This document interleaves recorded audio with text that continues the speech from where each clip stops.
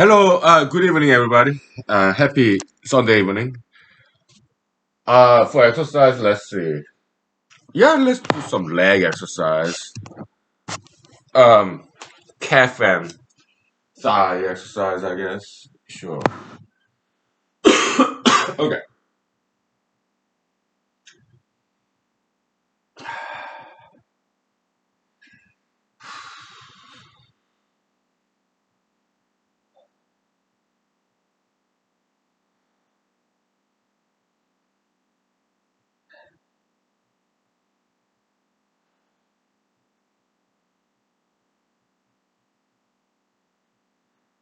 All right.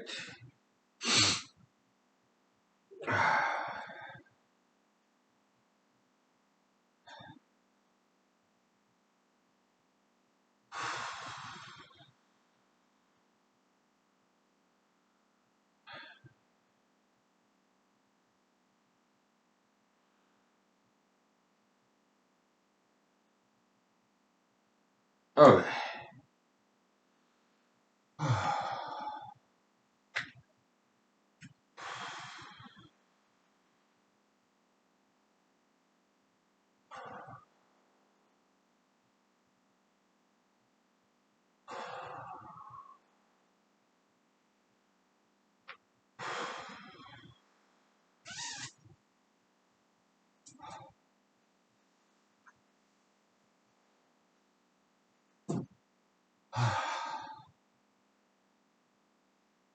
Ooh.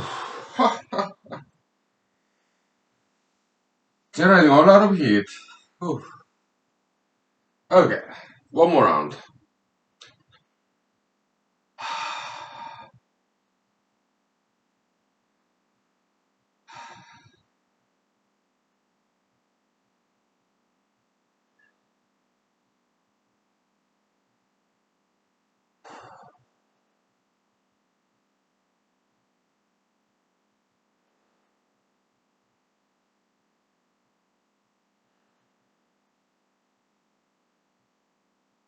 Okay.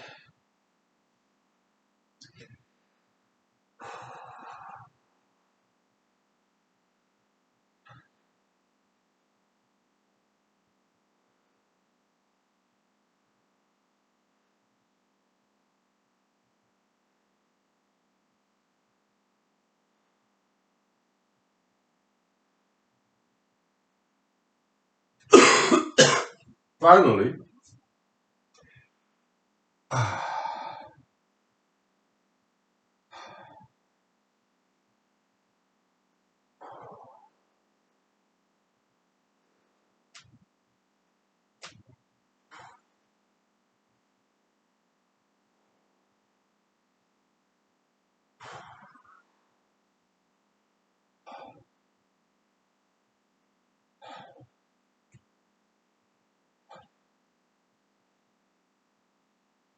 Wow. That's that.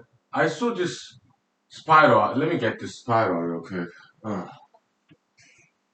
all right. Let's take 5 minutes break, please.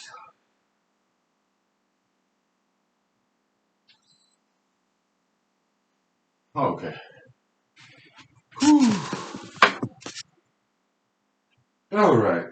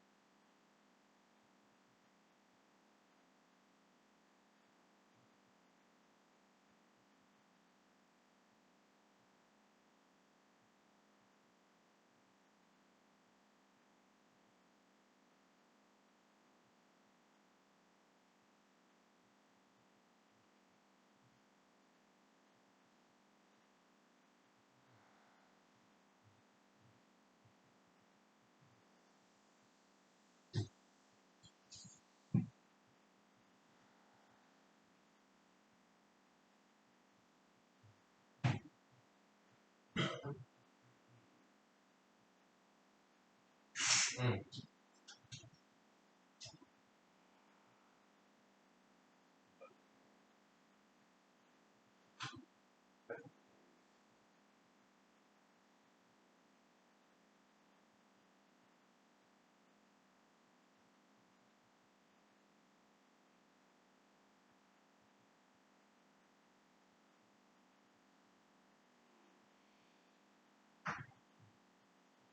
Probably something.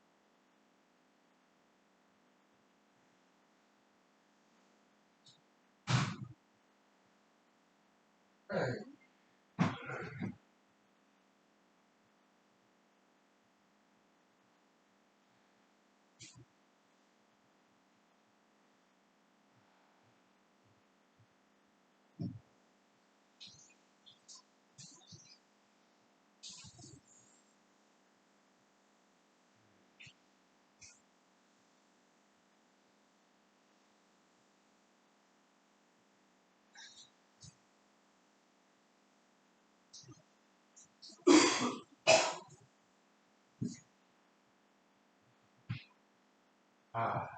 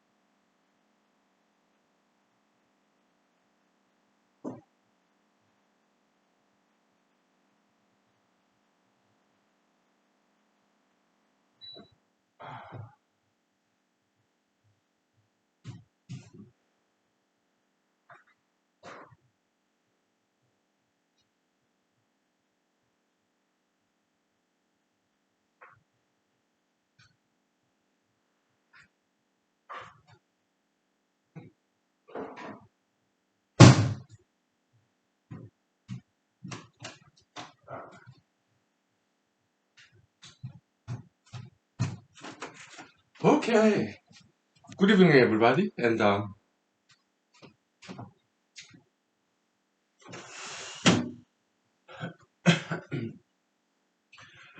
yeah, I took a long nap and then woke up and then yeah, this evening I did not write anything. I uh because this writer's fatigue, like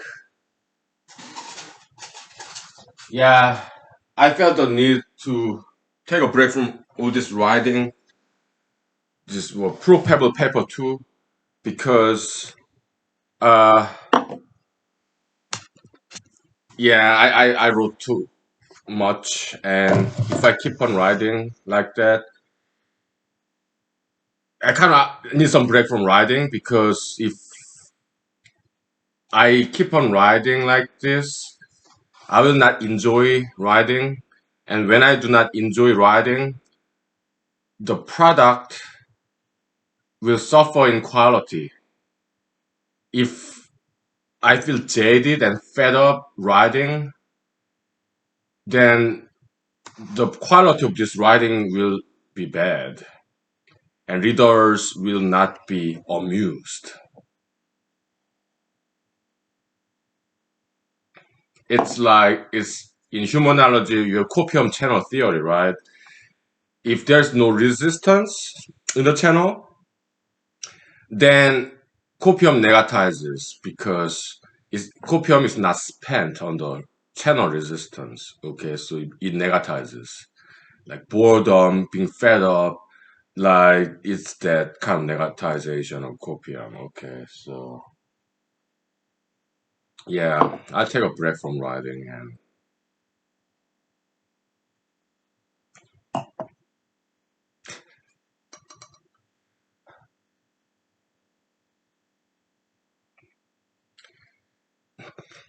why does it taste like plain vanilla water? It's supposed to be soju long time ago. I guess alcohol just evaporated and only water was left, I guess. Okay. Anyway, so too much, too little resistance in this drink. So, but I don't know when I'll pick up, resume writing again. In a few days or so. And I'll write about animal farming. And I did talk about this to my friends, and they did not like the idea of farming the elephant and snatching the elephant baby and rent it out as pets until baby elephant grow up too big. Uh, People did not like that idea when I talked about it. Elephant farming, okay? We're gonna farm the elephant ivories and sell it. We'll farm and harvest elephants for their meat, pelt, and ivories. People don't like that idea.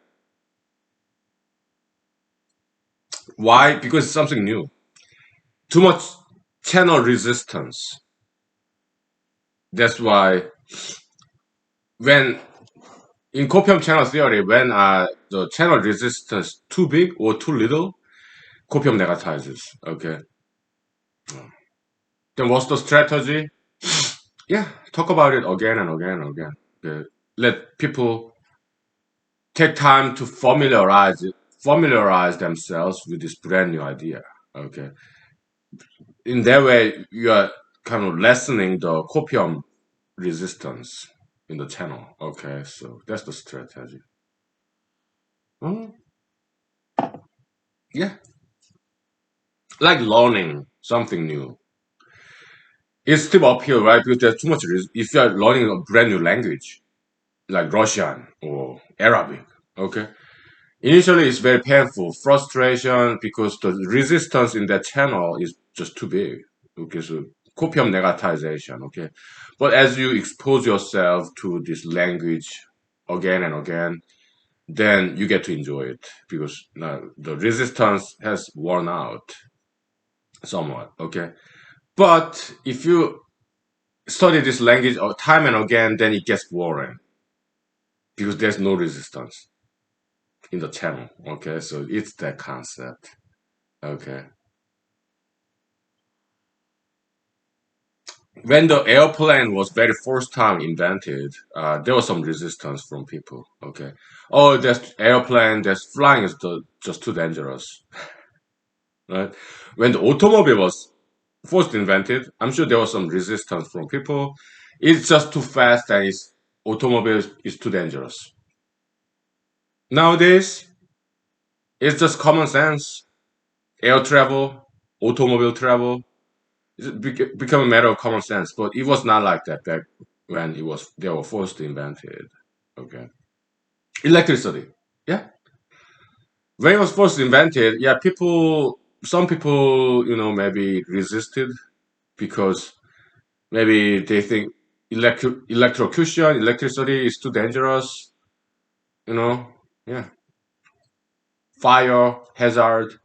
Yeah, but not after a while, people got used to electricity, and now it become common sense, right? And it changed the world forever. Okay,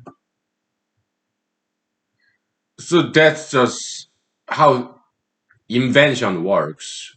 At first, initial resistance from the people. Why? Yeah, because in this copy and perception channel, there's too much resistance. There are two different meaning of the word resistance, by the way. Okay, so by the way, yeah, I'm Asian, right? So I look like this, right? But how about this? Do I look better? I'm a class clown. Do I look better? Do I look cuter like this? I'm an actor, okay, so. Uh,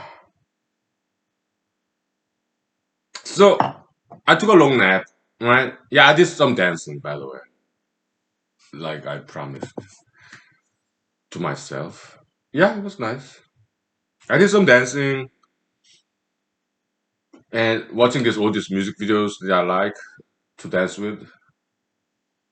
This computer hooked up to this HDMI cable with that big screen TV over there, and then I copied and pasted these YouTube links to Facebook. Okay, I guess I was kind of playing this role of like MC, master of ceremony, or disco jockey, DJ. Right, just copying and pasting this YouTube music video to like five at a time to the Facebook. I don't know if my friends like you would like to see that or not, but please feel free to mute me because that's what I do to other people. I just mute them, okay? Yeah, I have no problem people muting me. Actually, I prefer people muting me. Why? Because I don't want to annoy people, okay? So, yeah, I have no problem. My friends muting me in the social media, not at all, okay? So, because I'm kind of noisy, metaphysically speaking. So, yeah, you copy and paste from YouTube, like some of the songs are very classical stuff, like some Caucasians, some African Americans, okay? Sometimes like Korean K-pop classics, right? Then I would say something like, yeah, back in the days, yeah, there used to be racial harmony, right? Stuff like that. So I like talking about race. Why? Because that's uniquely American stuff. I mean, I lived in South Korea for like 18, 19 years. There are no other races in Korea, okay? They're all Koreans, they're all Asians. But in America, we have different races, right? I love it. And I love talking about races too. Racial harmony, racial diversity, but not racism, okay? Let's take 5 minutes break, please, okay? Thank you. Okay. Ah, yeah, kind of chatterbox mood right now. Sorry if I'm annoying.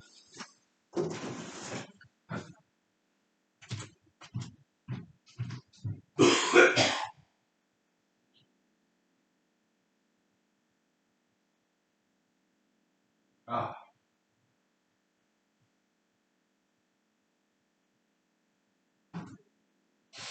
ah.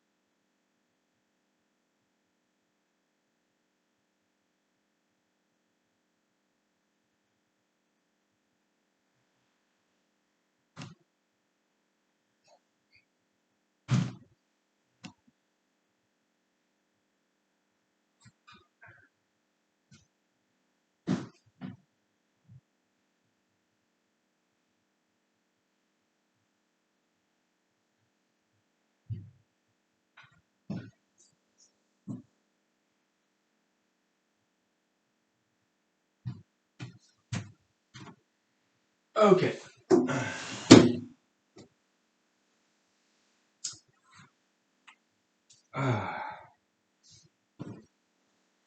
So after last episode, I watched some more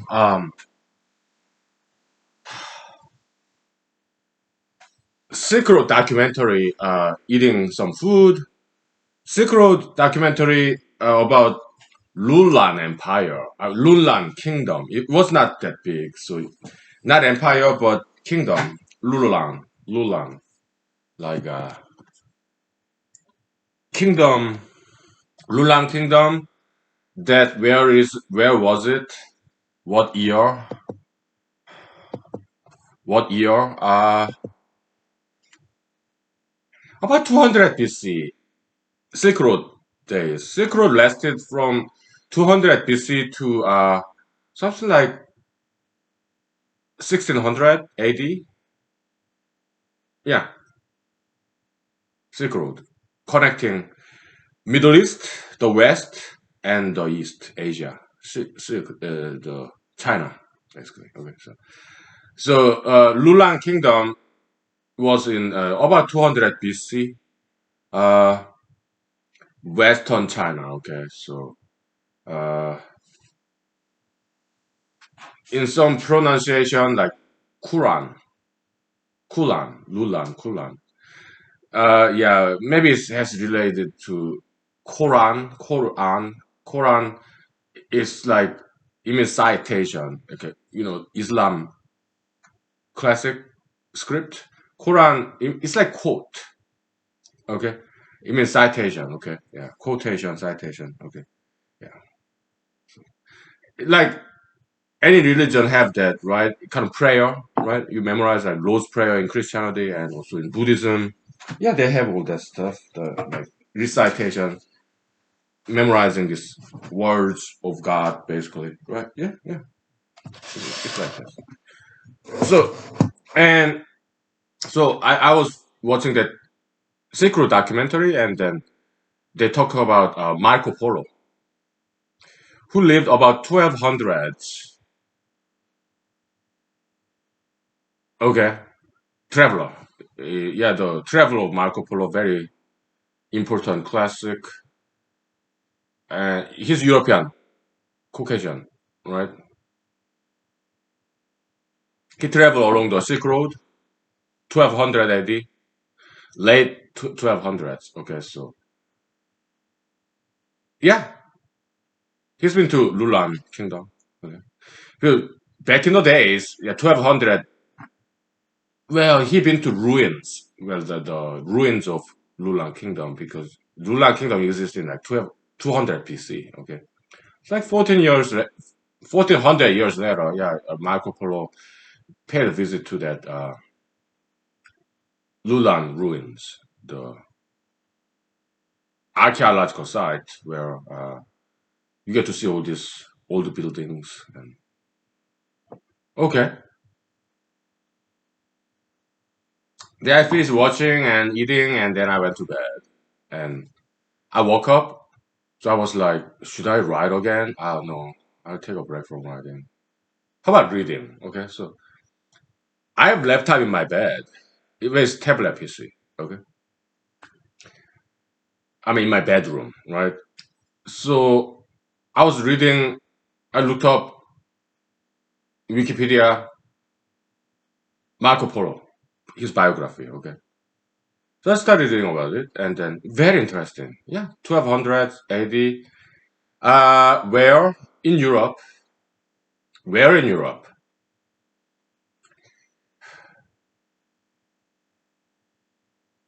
Today's Greece. That's where his family is from.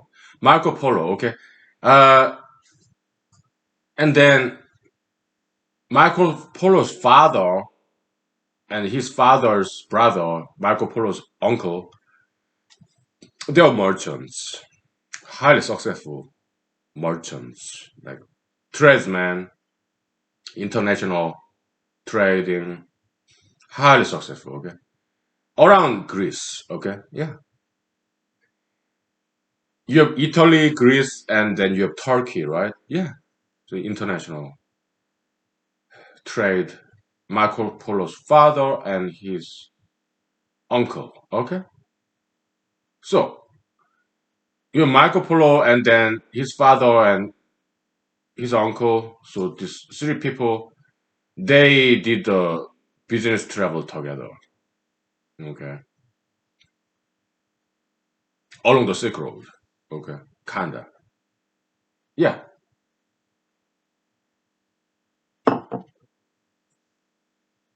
and then just like 1200, late 1200 AD. So that time, there was this Mongolian Empire. Mongolian Empire, they occupied, colonized China. Genghis Khan, okay? Yeah. They colonized China, Korea, not sure about Japan, okay?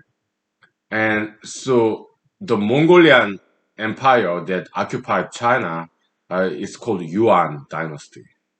In Korean pronunciation, I think it's called Won. I think so. I think that's how they pronounce it. Won. Something like that, okay.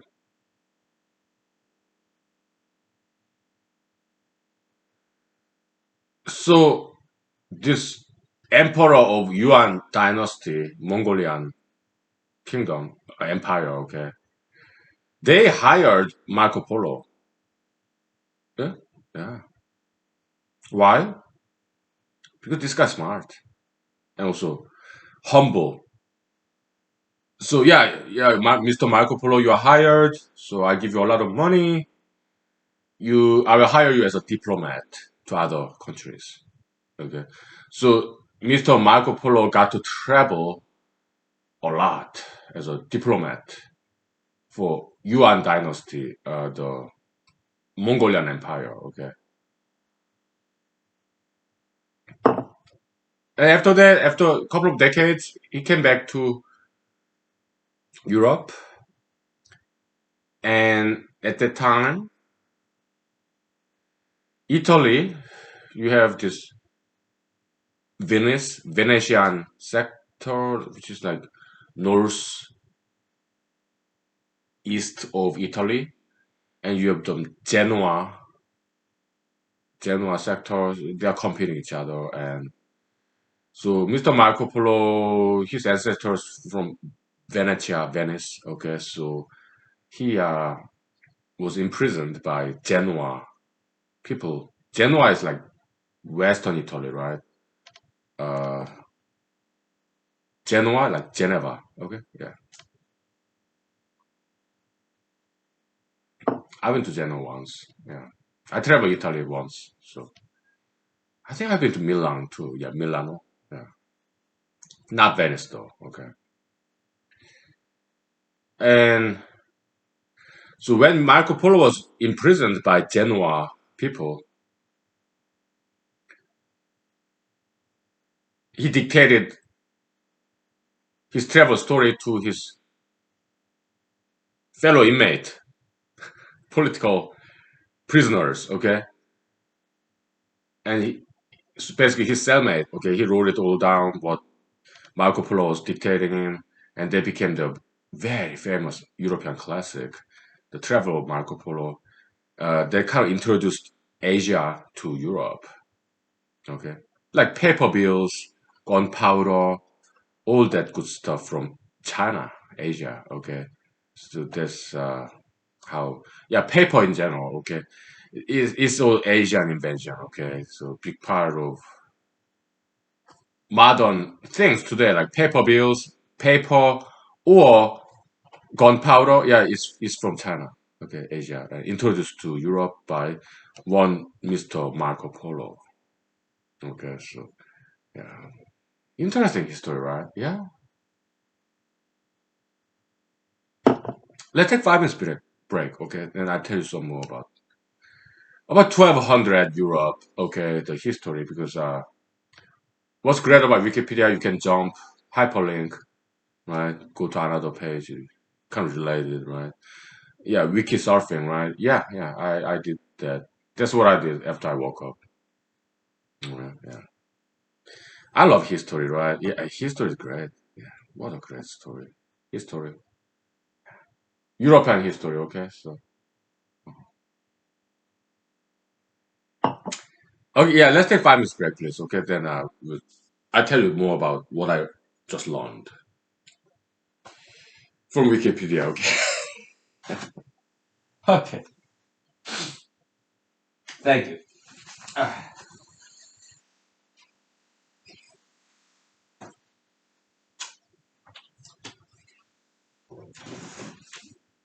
no, okay.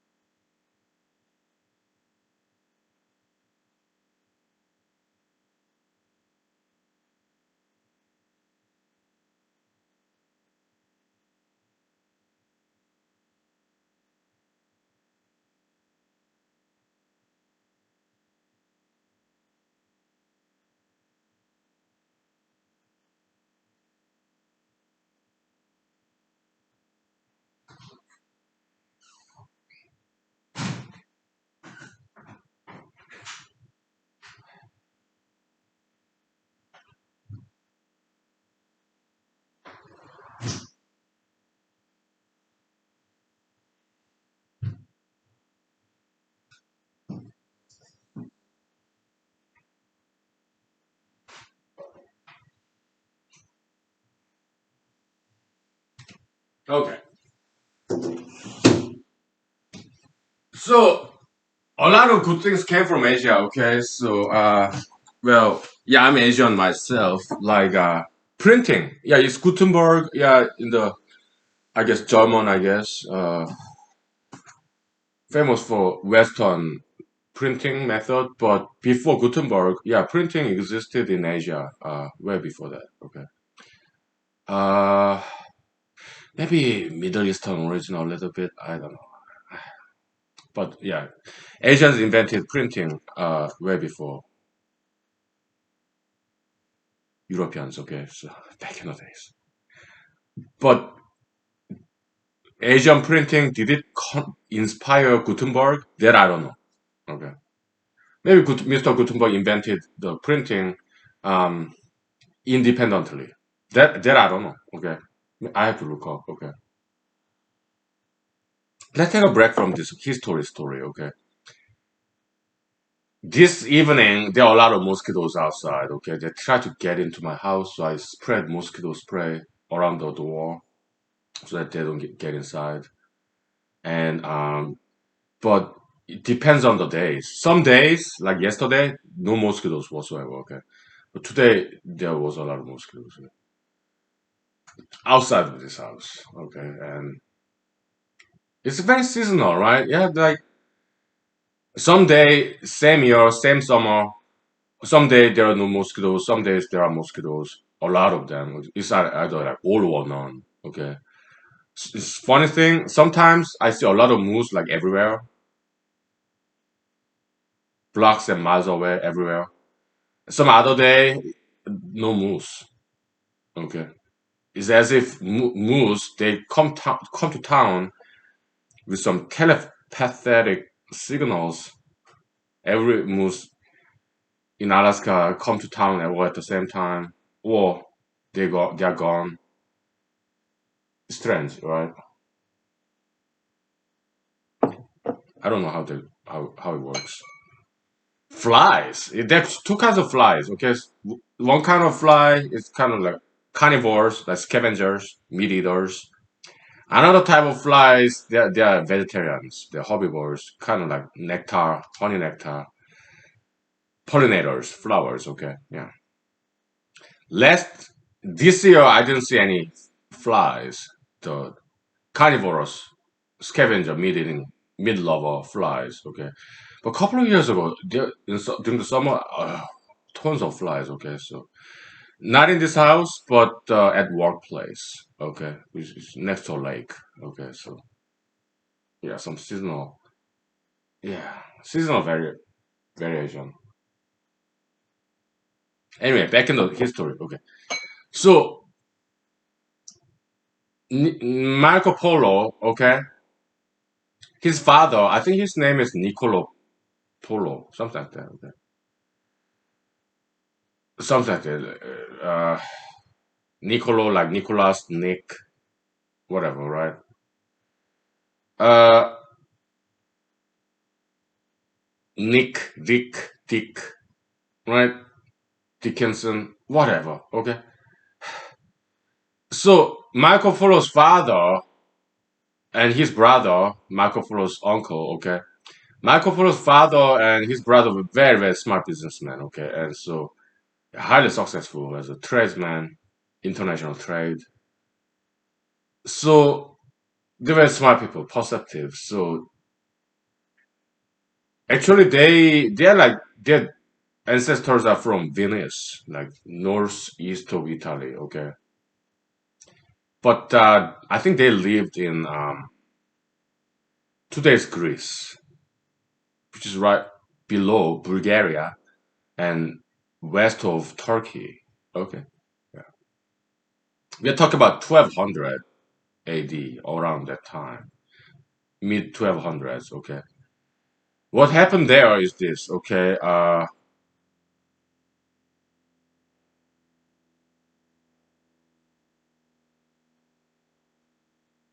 Roman Empire. Okay,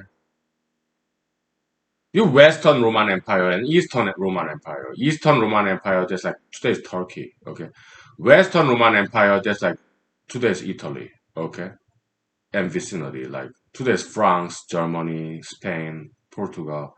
Western Roman Empire, Eastern Roman Empire, that's like today's Turkey. Okay, and back in the day, it's called Asia Minor. Okay, yeah. So between West and Eastern Roman Empire, there's Greece, Bulgaria, the Aegean Sea, right? Uh, I don't know how to pronounce it. Aegean Sea, whatever. Okay. Yeah, Greece, Bulgaria, like part of Turkey, like Istanbul. Today's Istanbul. Back in the days, Constantinople. Okay, uh, so there's some conquer like local conflicts going on, and today's Greece. Back in the days, uh, so okay, Western Roman Empire. That's like Catholicism, right? Eastern Roman Empire, like today's Turkey, part of Greece, they're Greek Orthodox. Like Byzantine Empire, Eastern Roman Empire, the Greek Orthodox. Okay. Some of them moved to Russia. Greek Orthodox, that's like they use like Greek character and so Cyrillic alphabet that's used by Russians. It has striking resemblance with Greek alphabet. Okay. And yeah, Russia, they have Russian Orthodox based on Greek Orthodox, like Eastern European, Eastern Roman Empire tradition. It's based on Greek Orthodox kind of Christianity. Okay. So Greece, that's Eastern Roman Empire, like Byzantine, back in the day, part of Turkey. Okay. Today's Turkey. Okay. And also later on moved to Russia. Okay. So that's Greece, kind of Roman Empire, Christianity, Greek Orthodox. Okay. In the West, like Italy, Germany, France, Spain, that's the like Western Roman Empire based on Italy, kind of Catholicism, that kind of Christianity. Okay. And they call themselves Latin. Okay. Latin. Yeah. They spoke Latin, Italian language, as opposed to Greek. That's like Eastern Europe. Okay. So it's Italy versus Greece. Okay. They're kind of two empires, Western, Eastern. Eastern Roman Empire, just like Greece based. Okay. Western Roman Empire, they're most like Italy, Latin based. Okay. Yeah. To simplify. Okay. Now,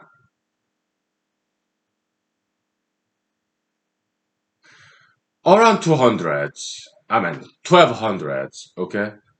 1200s AD. Before that, just before that, there's Fourth Crusade. Crusade people, they are like Western Roman Empire people. Okay, you like Spain, Portugal, France, Germany, Italy, that Western Roman Empire. Those are the Crusade people. Okay, so they sent some soldiers to today's Israel to take back Jerusalem from Muslims. Okay, so 12 just before 1200 AD, yeah, it was Fourth Crusade. Fourth Crusade, and it was interesting history. Okay, so this Western Europeans, they sent some of those Fourth Crusade people to Constantinople, and they occupied Western Roman people. Okay, they occupied some parts of today's Turkey and Greece. They took it away from Eastern Roman Empire, the Byzantine, Greece based. Okay, and Marco Polo, he and his family belong to the Western Roman Empire because they are from Venice, Venetian, Venetia, the part of Italy. Okay, but they lived in today's Greece, and it's called Latin Kingdom, Kingdom of Latin. Okay, in today's Greece. Okay, and part of Turkey too. Okay, then Marco Polo's father and his brother. So the time is changing. Okay. So they left the Latin Kingdom of Latin, or okay, this occupied by Western Roman Empire people, Italians, okay, or French, Francos, okay. They First Crusade of around 1200 AD, they occupied, colonized former Eastern Roman Empire, the Byzantine Empire, in part of like Turkey, Greece, okay. So, but later on in 1200 AD, 1200s AD, the Eastern Roman Empire, Byzantine people, they took back, they repossessed Greece and expelled all the previous colonizers from Western Roman Empire. Just before that happened, Marco Polo's father left town. Why? Because he saw that it's not going to be good for Italians in Greece. Because Greeks, yeah, they're taking back their country basically. Okay, so he left. He ran away to Asia. Okay, yeah, with his son and his brother Niccolo Polo. Okay, he left town. Okay, so yeah, he went to Asia, Mongolia, China. Yeah. Silk Road. Okay. After that, something horrible happened. Okay, so this East Roman Empire people took back Greece and kicked out all the Western Roman Empire people like Venetians, people from Italy who came to Greece to occupy. Okay, they so there was this exodus kind of these Italians occupying Greece. They moved back to Italy, and there was some very harsh treatment by these Byzantine people, Eastern Roman Empire people. Okay, so back in 1200s, common method, they blinded people, basically taking eyes out, eyeballs out. Okay, it was very common practice.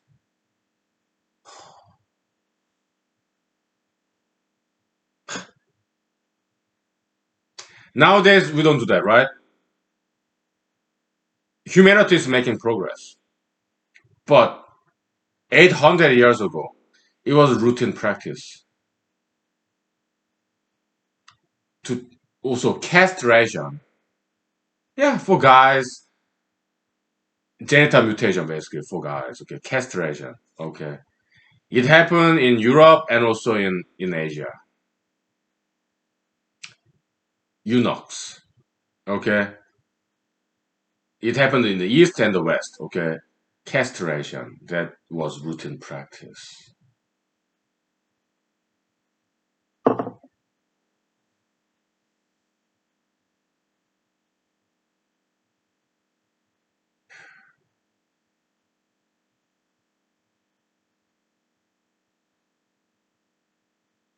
Cruel and unusual punishment. That's asthma amendment, right? Yeah. I have to write about that. Oh, yeah. When I talk about abortion, yeah.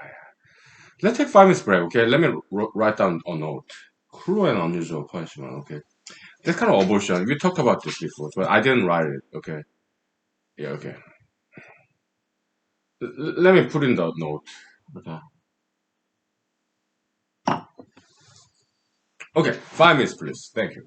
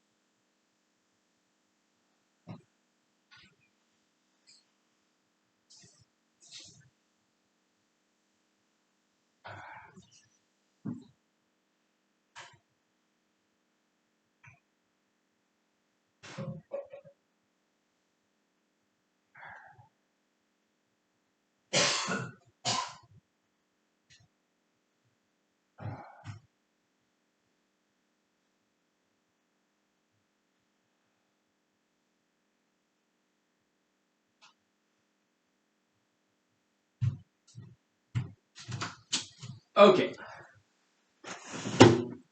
Yeah, sorry about long break, but hey, that's what's great about this recorded session as opposed to live. Like Friday Night Live with Home Killer. Yeah, there I cannot take long breaks, but here we can. Why? Because it's tape recorded. Yeah, you can just fast forward, right? Yeah. Cheers.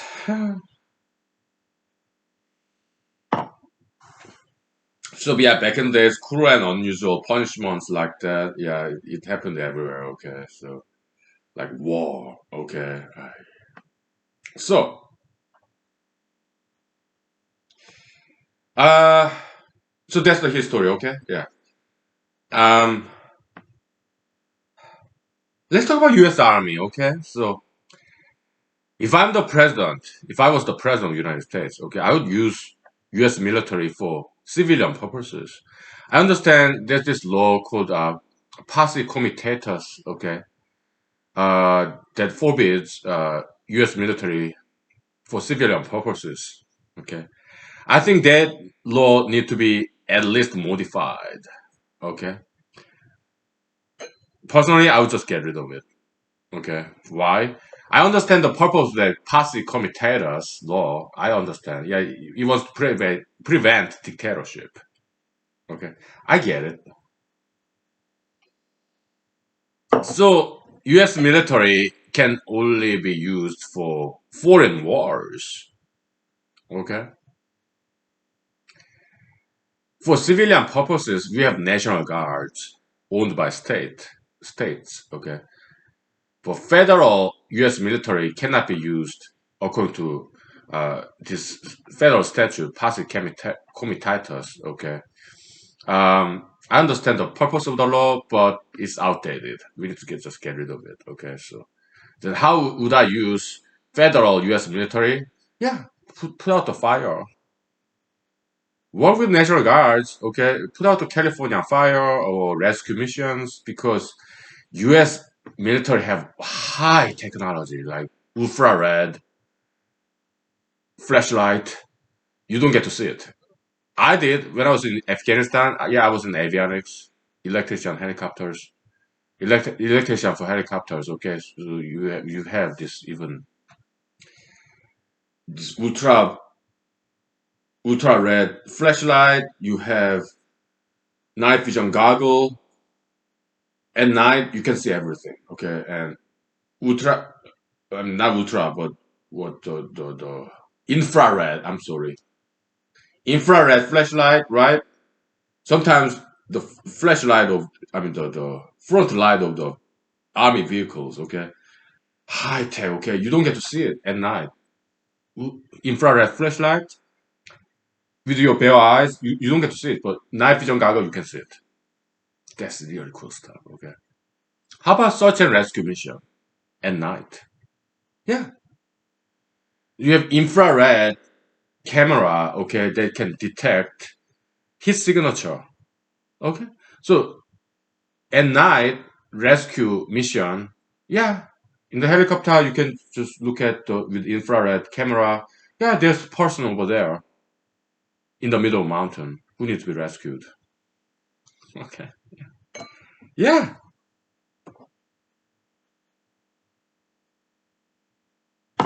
that's what I would do if I am United States Senator. Use U.S. federal military force to rescue missions and also to help out victims of wildfire, put out the wildfire and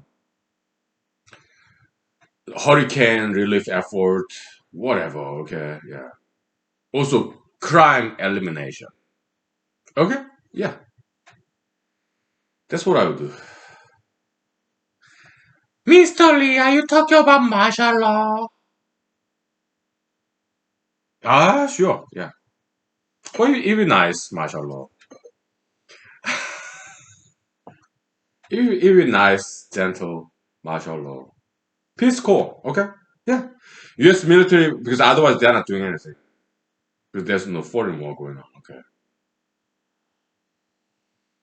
Idle hands, devil's playground, okay? So US Army, US military people, sometimes they commit suicide, sometimes they commit murder, or so they do drugs sometimes, okay?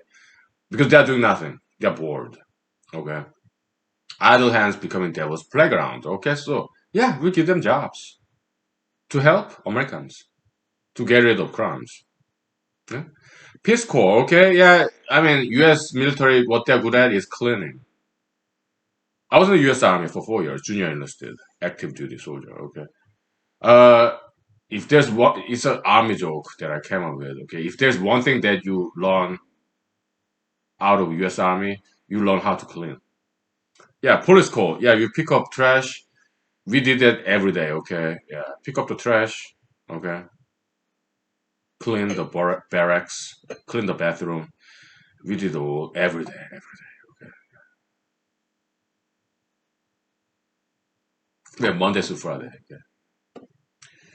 So yeah, to send out U.S. military people to the ghettos, inner cities, huh? To pick up trash, show them some love, also entertain them, have some weekend concert. U.S. military people, they're highly entertaining, highly talented people. Okay, so yeah, some mentorship in those troubled neighborhood in America to prevent crimes.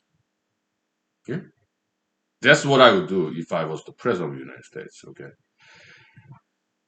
that would be my focus. Okay, it will be my sole focus to solve domestic problems. Okay, foreign countries, I will never say anything about foreign countries. Why?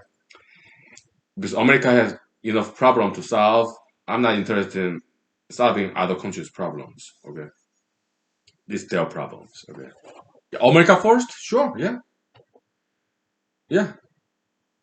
I will not waste my presidential time moving capital, I mean, U.S. embassy from in Israel from Tel Aviv to Jerusalem. What a waste of time. That's what President Trump did, right? What a waste.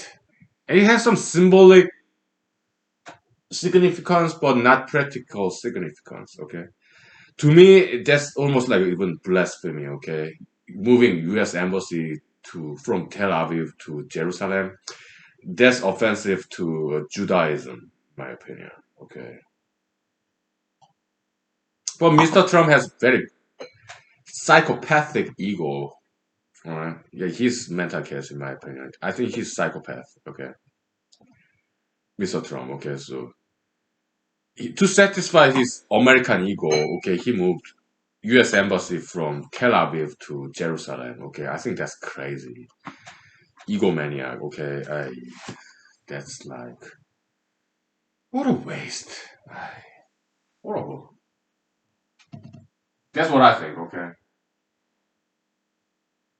yeah, I think it was a big mistake. Okay, so just waste of time like that. What a waste. What I would do if I'm the president of the United States, yeah, solve domestic issue problems, prevent crimes. You know, this tastes like water. Okay, why? Because it's been out like this for a long time. It's vodka, but alcohol went away, so it just tastes like water. Okay, very diluted. Anyways, so yeah.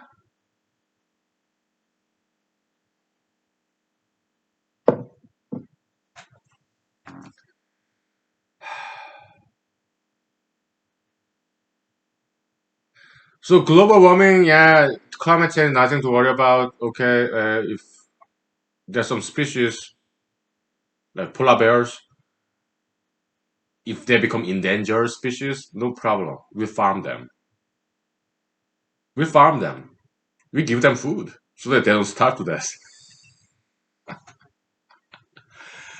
What's the problem, people? Okay, everybody loves polar bears because they're very beautiful. Okay, yeah, we sell them. We farm them and sell them. Okay, and we'll make money off of it. We farm them, animals never go extinct. Okay,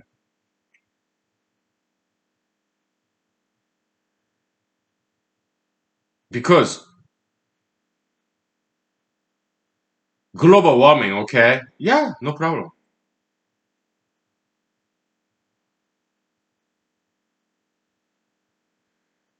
Let people move to Alaska. Americans join us. Okay, Alaska is big. If it gets too hot in Texas, okay, just move up. Okay, move to Alaska. What's the problem? We have plenty of lands here. Okay,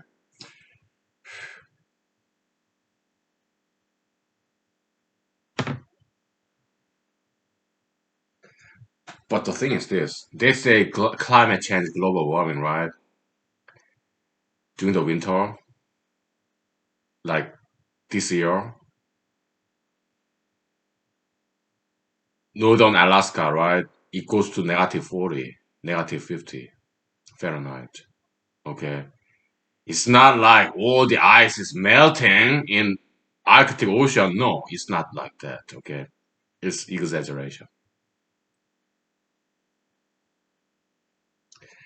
In Alaska, in the winter, it's still very cold. Okay, It is cold here. Okay. This media hype. Oy.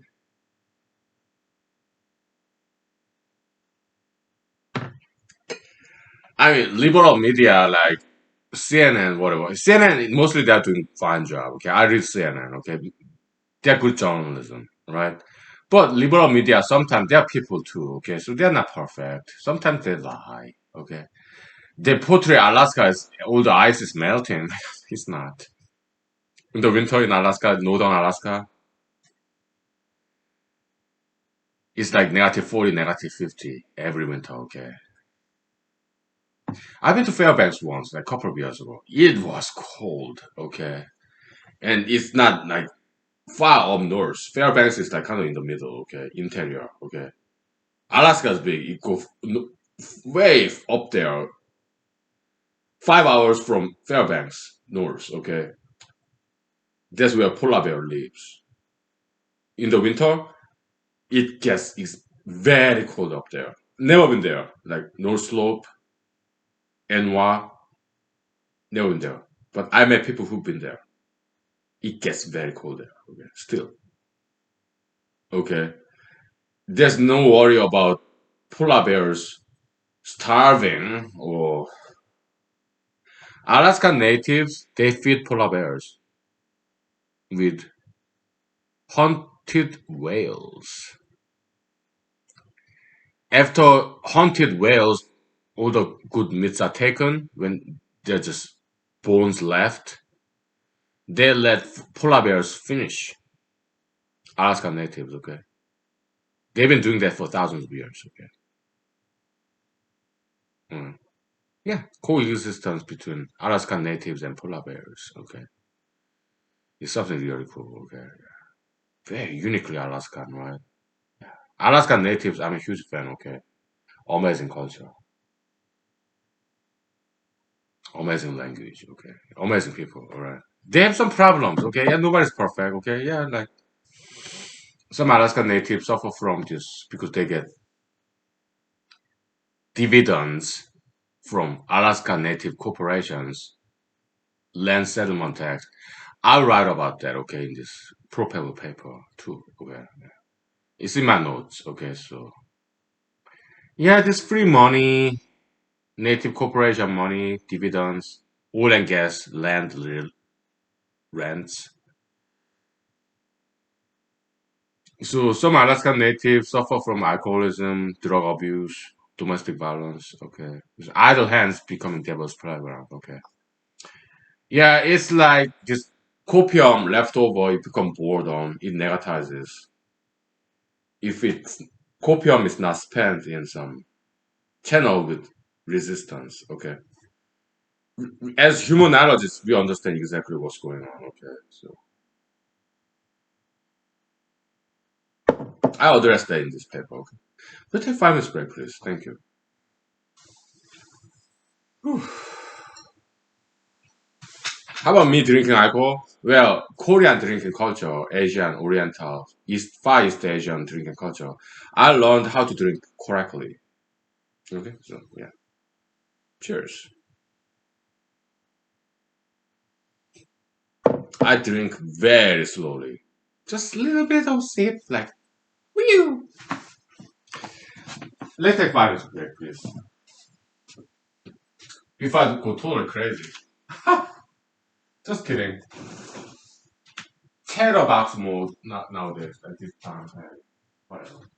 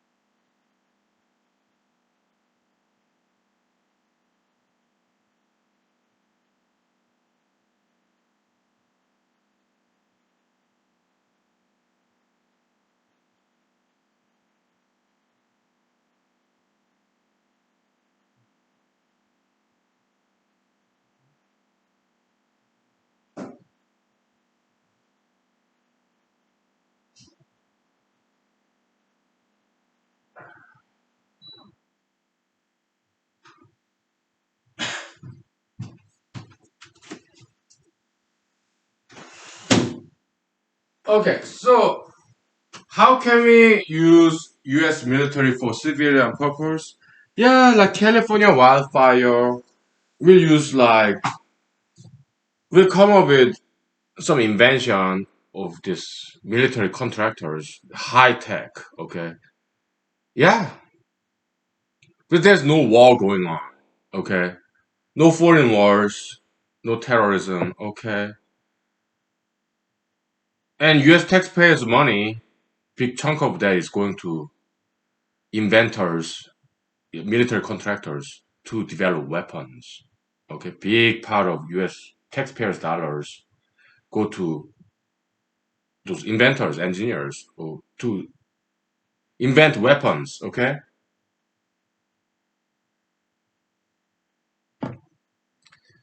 but what if we kind of reinvent that, kind of rechannel, reroute that venue so that those civilian military contractors, many of them veterans. Okay, some of my friends work there too. Okay, so uh, let them invent missile bomb with hydrants to put out wildfires. It's going to be a bomb. Okay, look, California wildfire. Okay, let's say there's some air force with military precision missiles shoot a missile in the burning fire, and that missile is a bomb that contains hydrants to put out the fire. Okay, yeah, some chemicals, environmentally sound chemicals. Okay, some fire hydrants. Okay, because water is not that's not going to do very well. Okay, sure, yeah, no. What they need to put out the California wildfire, they need a bomb to have explosive effect of this fire suppressant hydrants. Okay, yeah, some chemicals, but we'll make sure it's environmentally sound. Okay, yeah,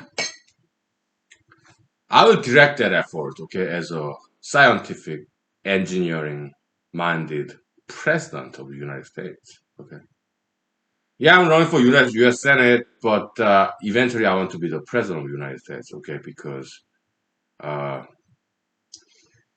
I have all these good ideas. Okay, uh, because I spend a lot of time by myself. Okay, so I think about problems and I solve it. Okay, and you're a big part of this. Okay, thank you for your time. Okay, you're like my oasis. Humanology is like dry desert.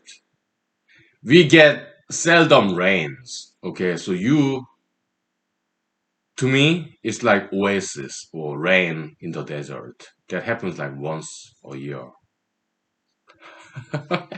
Humanological desert. You're my oasis, my savior, like God sent prophet, rain, oasis. Thank you. Cheers to you. Hmm? Thank you. So, yeah, we are working on this together, right? Yeah. Oh yeah.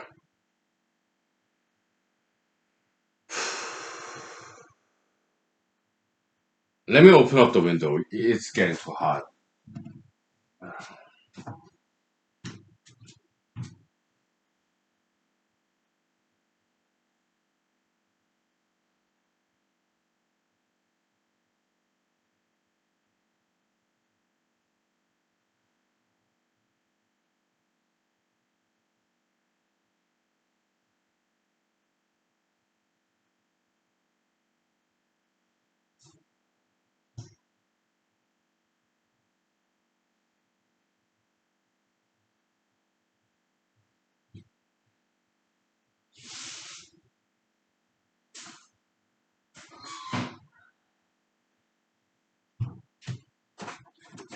How about some U.S. Army story back in the days? Fort Benning, Georgia. Okay.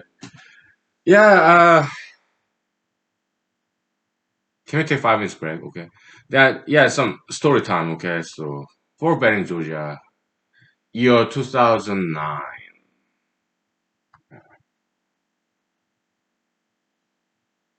Army boot camp. Yeah. Basic combat training, BCT. Fort Benning, Georgia. Okay, 2009.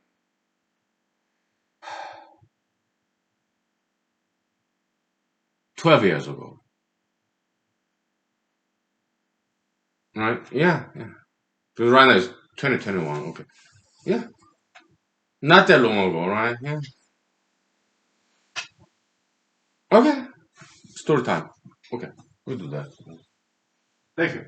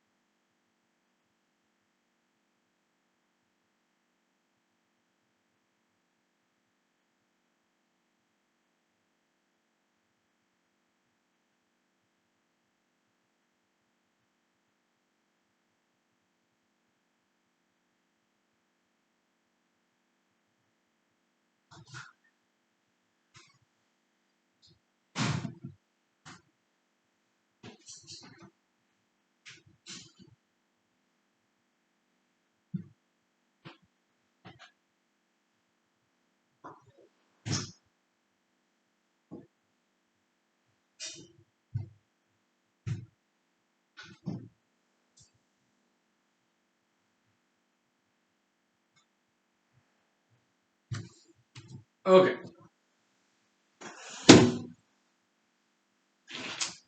So some army story. Basic combat training 12 years ago. Uh, so uh, so we finished basic combat training. They were like 3 months long. Okay, army boot camp. Okay, we threw some grenades. Okay, training fake grenade. Okay, and next time the real grenade. Okay, it was loud. Some machine gun. Yeah, we did that stuff too. Okay, some machine gun bullets are lighted. okay, so that we can easily trace, okay. We can actually see with our eyes where the bullets are going, okay. It's very cool stuff, okay. Fort Benning, Georgia, the Homo infantry, okay, so it was cool, okay. Yeah. And also yeah, marksmanship, M16, AR-15, okay, we did that also. Grenade launcher, okay. Pump action, grenade launcher, that was fun, okay. It's M4, right? Yeah, we only trained with fake grenade when we used this grenade launcher, okay, but that was fun.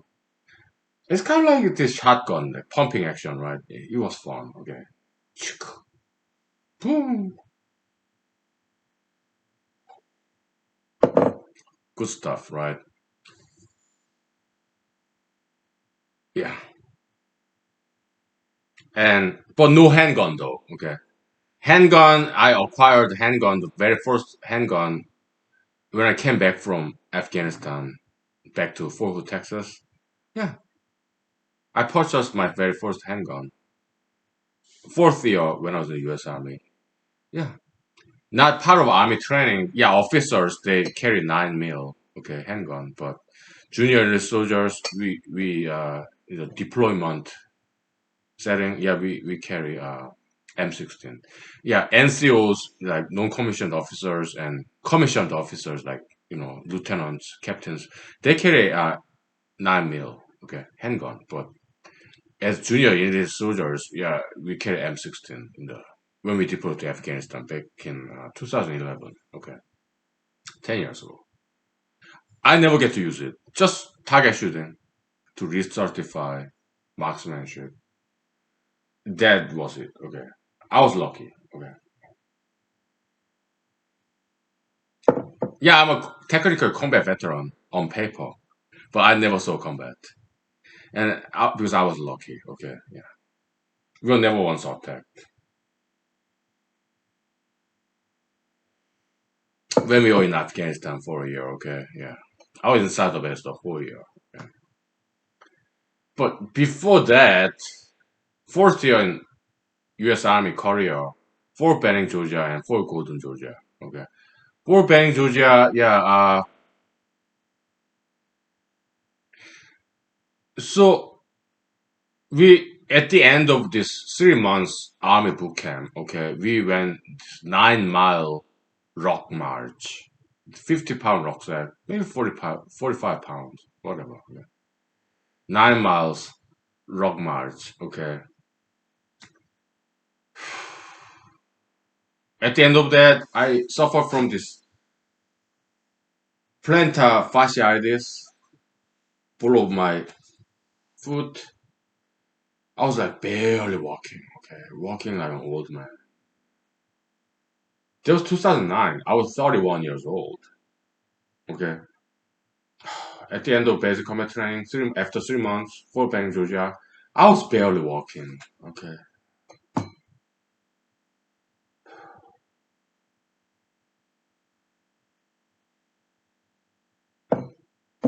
because I was like 31 years old. So,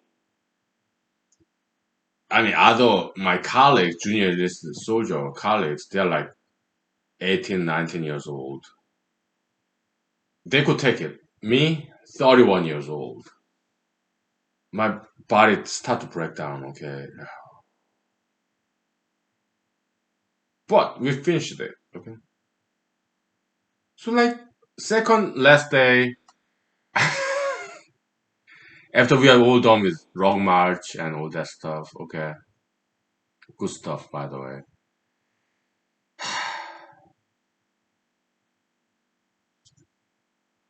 Graduation day. Actually, before the 1 day before graduation day, okay. In our army barracks, okay, drill sergeants, Fort Benning, Georgia, okay, very handsome gentlemen. Some of them Hispanics, Caucasians, African Americans, very cool people, okay, drill sergeants, okay, they're very cool.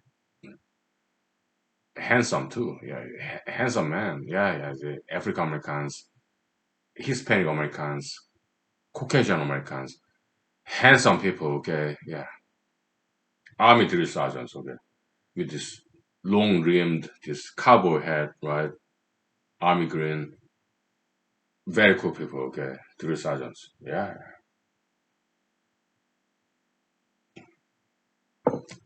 Doctrinaires, disciplinaires, extraordinary.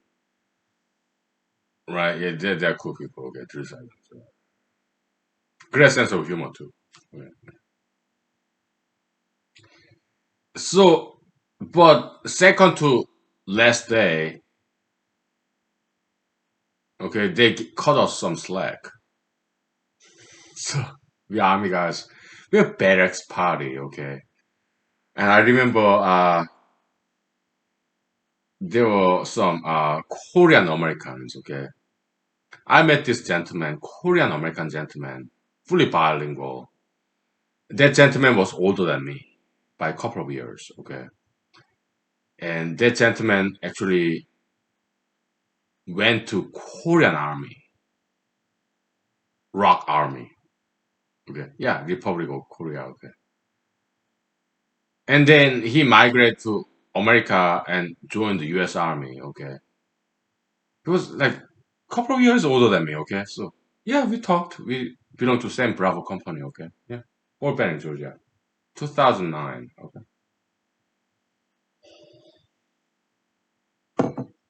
Somehow, I don't know how, he smuggled in this Korean ramen noodle, 육개장, cup ramen noodle, okay, microwavable, okay.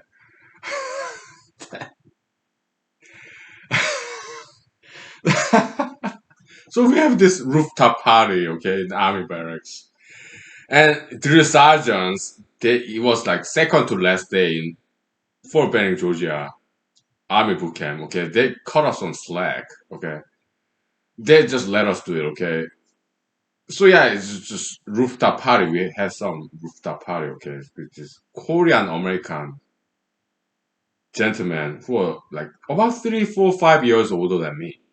So he was in mid 30s, I think. Okay, I was like 31. Okay, 2009 December. Okay, somehow I don't know how, but he smuggled in some Korean ramen noodles. Okay, and then some American soldiers, our colleagues, they hid some leftover MRE hidden chemical meals ready to eat. Okay, so amazing American invention. Okay, we have this pouch of some chemicals. You put some water in it, you seal it, you shake it, it heat up. That's how you boil water out there in the field. Okay.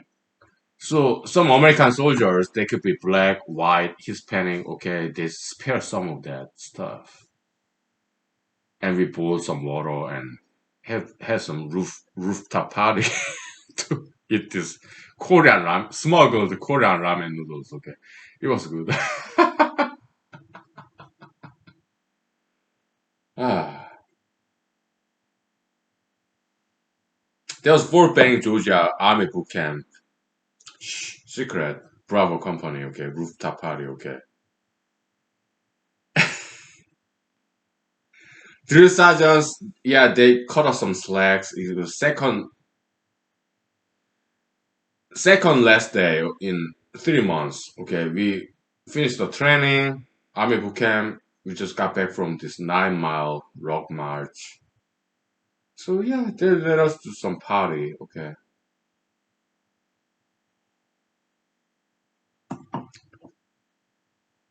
yeah. Let's take 5 minutes break. Okay, I need some vocal rest. I'll tell you the rest of the story. Okay, so back then, Fort Benning, Georgia, all guys. Okay, it was not co-ed. I heard Fort Benning, Georgia became co-ed. It was not like that back then, okay? 2009 is all guys, okay? So that was fun, okay? We'll take 5 minutes break, please, okay? So, yeah. Okay, we'll continue this story, okay? Yeah.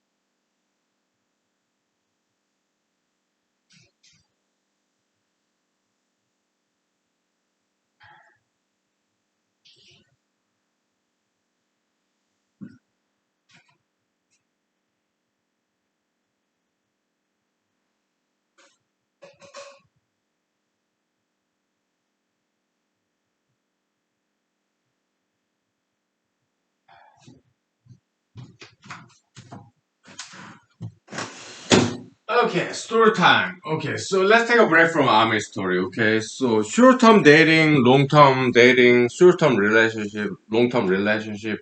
I think they're both good. Okay, I have had experience with both of kinds of relationship, short-term relationship, long-term relationship. Yeah, that's all cool. Okay, so one advantage of a married life, marriage is that just being a single guy. Okay, yeah, no legality like marriage license or divorce court. We bypass all that. Okay, we're just dating. Short-term relationship. Plain vanilla heterosexual. Okay, yeah, short-term dating, long-term relationship. It's so cool. Okay, and but you have to be careful about sexually transmittable diseases. I did talk about that in this paper. Okay, pro paper too. Which has nothing to do with paper mine. Okay, tangentially related, yeah, kind of politics, whatever, okay, romance, whatever. Brand dumping session, okay, whatever, okay. Now let's get back to Fort Benning, Georgia, 2009, okay. So yeah, we had this nice ramen noodle, but it was great, okay. Rooftop party the night before graduation from basic combat training, army boot camp, okay. Yeah, it's awesome, okay. So not everybody was invited, okay, but I was one of those few people who were invited this to rooftop party, kind of exclusive VIP kind of. Okay, there are like 10 of us, about 10, I think, yeah, out of 50 people, I think.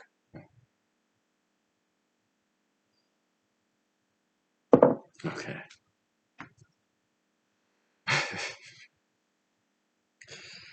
whatever. Okay, yeah. So after that, next day, I guess it was 2 days before graduation day, actually. Okay, so 2 days before, okay, we have rooftop party.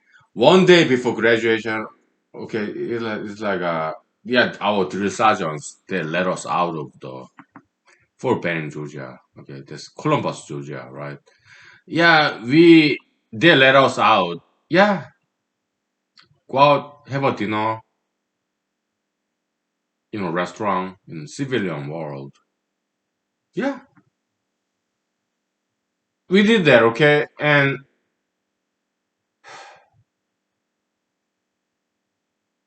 we went out. Okay, who did I went out?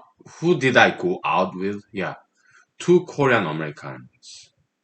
Because I'm Korean American myself. Okay. Yeah, three of us. One of them, that gentleman. Okay, like 2, 3 years older than me, who went to Korean Rock Army. Okay. Yeah, who smuggled in Korean ramen noodles somehow. I have no idea how he did that. Okay, so smart man, very smart. He and me and another Korean American guy, he was younger than me. Okay, he was like 18 years old, 19, just got out of high school. I don't think he spoke Korean. Okay, maybe he did. Okay, but he's more like American born and raised kind of guy. Okay, so he was like green, young. I was like 31 years old, 2009, Fort Benning, Georgia. The other guy, gentleman, he was older than me. He was like 35 years old, something like that, okay. But this guy, he was like 18, 19, born and raised in America, okay. Kind of second generation, American, American Asian, okay. Born and raised, okay. When he speaks English, he has no accent whatsoever, okay. Born and raised in America, okay. Korean descent, but I'm not sure he has ever been to Korea, okay. But me and the other gentleman, we have been to Korea. I have never been to Korean army, but the gentleman older than me, he went to Korean army. Okay, because we talked. Yeah, so I know he been to Korean army. Okay, so yeah, but he and I, when we speak English, we have some heavy, thick Korean English, Konglish accent, but this young guy, he's like 18, 19 years old, okay? When he speaks English, he has no accent, okay? He's 100% born and raised like American kind of guy, although he's Korean descent, okay? Is he bilingual? Maybe. I think so. I think we talked in Korean, okay? But when he speaks English, he has no accent whatsoever. He was younger than us, like by a decade. Okay. He was like 18, 19, off of high school, okay. I was 31. He was like 35, okay. This guy was like 18, 19, okay. So, yeah, so three of us, we went out. Columbus, Georgia, okay. And this young guy, okay, he said, "Oh yeah, you know what? My dear sergeant gave me this assignment. Go to this one particular restaurant where there are American ladies scantily clothed, okay? And he my dear sergeant, he was not in Bravo Company. Yeah, this older gentleman and me, we are in Bravo Company. He was maybe in Charlie Company or Alpha, Delta Company, whatever. So this younger Korean American guy, without any accent when he speak English, he belonged to a different company, okay? But he's Korean American, I was, so we still are, right? Because we're in the US Army, okay? We're American citizens, okay? So yeah, yeah, yeah. I mean,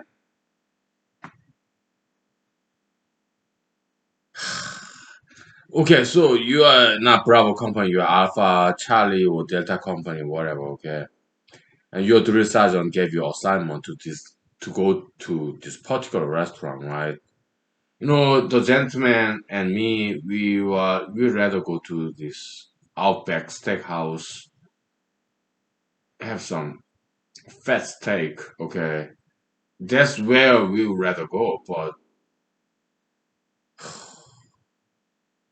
young young guy, you drill sergeants in Charlie Company, whatever, okay, gave you this particular assignment to go to this particular restaurant where waitresses, ladies are scantily clothed. I mean, me and him, we didn't want to go there. We wanted to go to Outback Steak to have some big fat steak, okay? Salt and pepper, okay? That's what we wanted to do. But this young guy, okay, his drill sergeants ordered him to go to this one particular restaurant where this like American ladies are scantily clothed. Okay, you know what? We support you. We'll go there. Okay,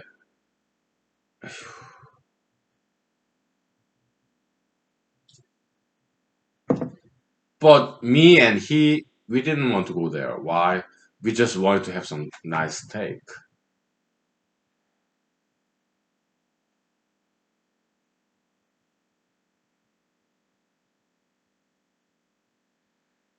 But this younger guy, like decades younger than us, okay, decade and a half, 15 years younger than us, okay. He has a homework assignment by his drill sergeant in Charlie Company. He and I, we were in Bravo Company, okay. Yeah, we go there, okay. Yeah, the restaurant your drill sergeant orders you to go there, okay.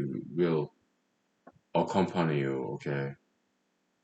It's kind of fried chicken price. It's not Kentucky Fried Chicken, but it's some fried chicken place like Owl, Hoo Hoo Club, whatever. Okay, too much grease. Okay, too much oil.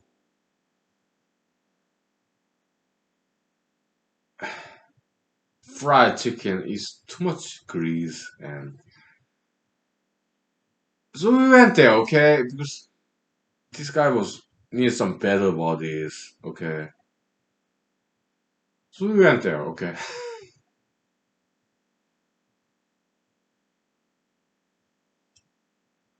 Give me 5 minutes, okay. I'll tell you the rest of the story. It was good story. It's classical, good story, nothing bad, all good story, okay. But he and we rather have some steak, beef steak, alright, Outback steak. That's where we wanted to go. But this guy got some homework assignment. He's so young, 18, 19 years old. American born and raised.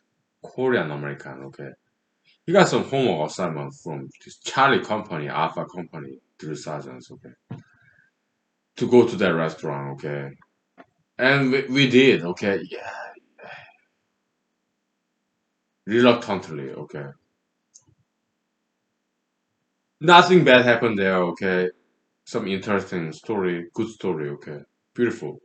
Nothing bad, okay. I'll tell you after 5 minutes break, okay. All right. Story time. Good old army story, okay. All right. Fort Benning, Georgia. Columbus, Georgia, okay. Yeah. A lot happened. Good things happened there, okay. Nothing bad. All right. Thank you. All right.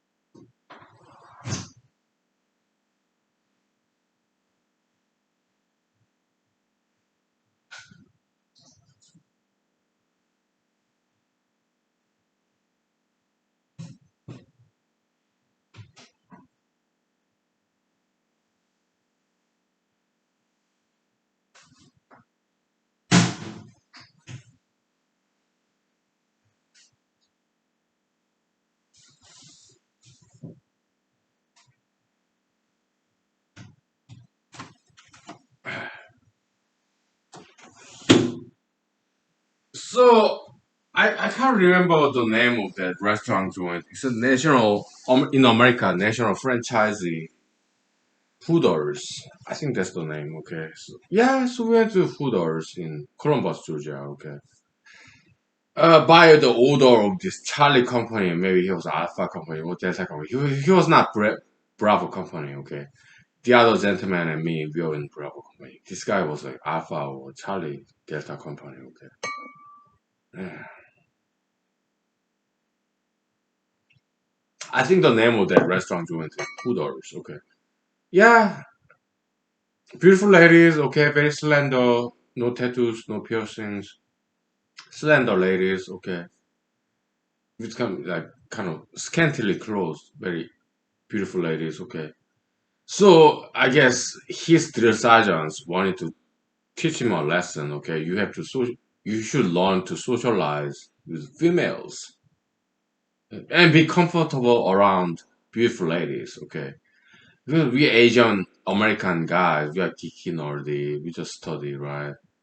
So maybe his drill sergeants wanted him to learn about socializing and being comfortable around beautiful ladies, interaction with females. Okay, yeah, that's good lesson. Okay, so we went there. Okay, yeah, and we ordered some chickens, fried chickens. It was too greasy, but we ate it, and after that, so we are eating. We have this table, right? Three Korean American guys in the table. Okay, yeah, we had chicken, and then we looked, and there were those three sergeants. Some of them from this guy's sergeant, Charlie Company, maybe Alpha Delta Company, whatever. I don't know what this Korean American teenager boy. Was it Alpha or Charlie or Delta? I don't know. Maybe Alpha Company. I don't know. But he and me, we are in Bravo Company. Okay. We looked over and there were these three sergeants from. Let's say he was an Alpha Company. Yeah, this Alpha Company drill sergeant, Hispanic gentleman, very handsome. And there was our drill sergeant, Bravo Company drill sergeant there, okay?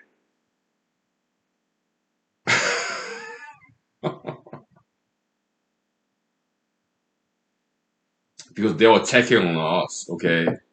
They made sure he did his homework assignment to go to this Huda restaurant. And we did. Okay, maybe drill sergeants, Alpha Company, Bravo Company, maybe they talk to each other and they kind of know we are kind of Korean Americans, okay? So maybe they came to the same restaurant, Hooters, to check on us. Okay, so we stopped. We stopped eating three Korean Americans basic combat training for Bang Georgia, Columbus, Georgia, Hooters restaurant. We walked. We stopped eating when we saw them. Okay, we walked. We stopped eating and stood up, and we walked to the sergeant table, parade rest. Okay, and they say, "Ah, relax. Yeah, go back to your table and finish eating." Okay, because we got another assignment for you. Just finish eating, okay? Eat those fried chickens, finish eating, okay? After that, come back to us. We got another homework assignment for you, okay? So we are like, yes, drill sergeant. So we went back and finished eating, okay? It was too greasy.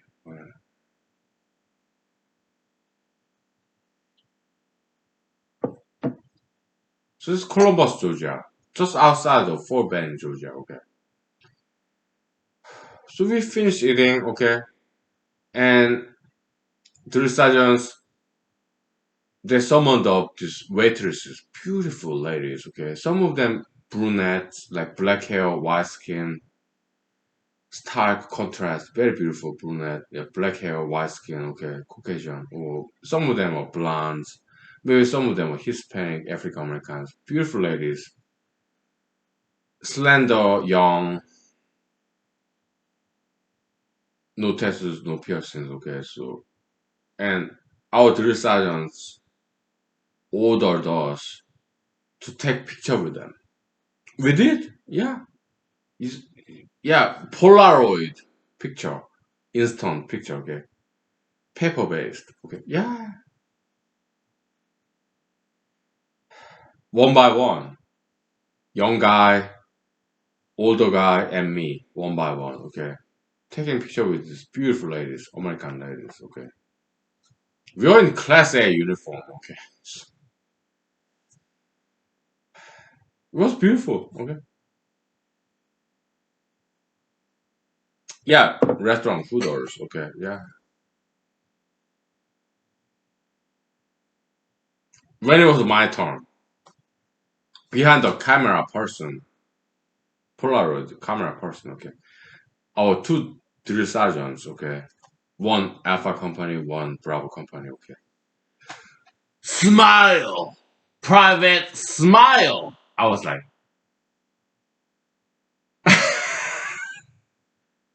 Polaroid picture taken. Okay, couple. Okay, and they gave us one of those Polaroid picture. I carried that with me for years, but it was lost.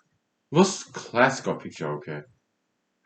Me, at the end of basic combat training in Hooters restaurant joint in Columbus, Georgia, it was behind the camera person, okay?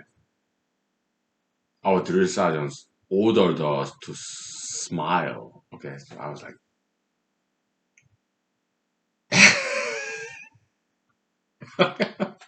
it was a hilarious picture, okay? Yeah, surrounded by these beautiful waitresses, Hooters employees, female, beautiful ladies, okay? Yeah, I was just like, Class A uniform, U.S. Army. Okay, yeah. That was like 2009. Okay, I carried that picture with me in my wallet for years. Okay, but it was lost when I moved out. Okay, so some fond memories, right? Yeah. So that was the story. Okay, and we got back to the base for Bang, Georgia. Okay, and then we had a graduation ceremony. After that, yeah, some of us took this U.S. Army bus. It's kind of like a school bus. Okay, to Fort Gordon, Georgia, the promised land. AIT, Advanced Individual Training as electrician for helicopters. Okay, we had good time there too. Okay, right? We'll wrap it up real soon. Okay, 'cause it's late at night. Tomorrow, Monday in Alaska, I have to go back to work, right? And I'm kind of drunk. Right, so fond memories, right? Yeah, yeah,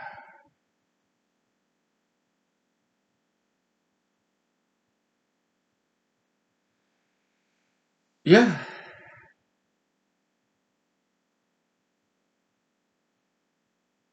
We'll take 5 minutes break. Okay, and I'll tell you some more about Columbus, Georgia. Okay.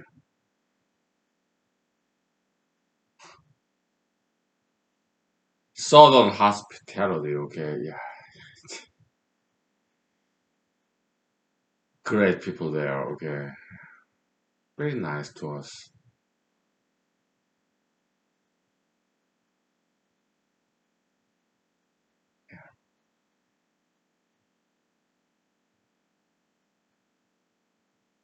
Southern hospitality, okay, so like South Carolina, North Carolina, Georgia, right? Very kind and gentle people.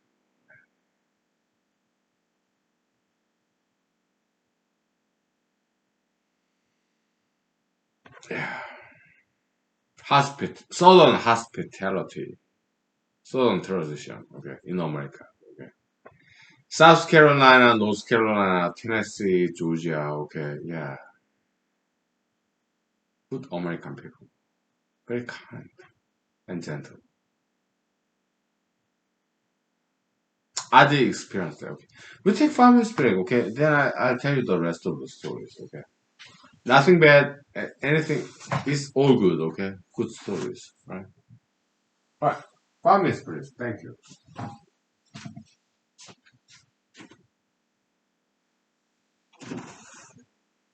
Okay.